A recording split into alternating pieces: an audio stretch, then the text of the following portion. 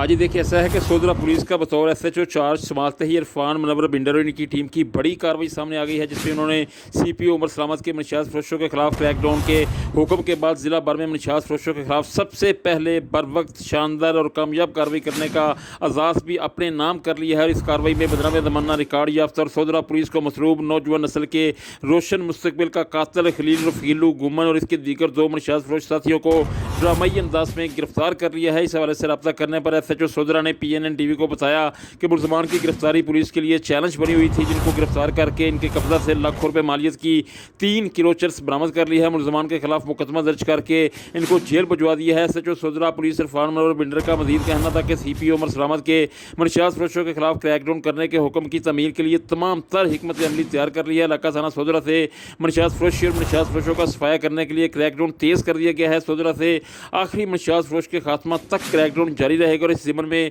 कोई सिफारिश, कोई लालच, कोई दबाव हरगिज़ कबूल नहीं किया जाएगा। एसएचओ सोदरा इरफान मुनव्वर बिंडर ने शहरियों से भी अपील की और कहा कि वो अपने इर्द गिर्द मनशात फरोशों समेत दीगर मनफी सरगर्मियों में मुलव्वस अनासर पर कड़ी नज़र रखें और इनकी इत्तला पुलिस की हेल्प लाइन 15 पर देकर एक जिम्मेदार शहरी होने का सबूत दें।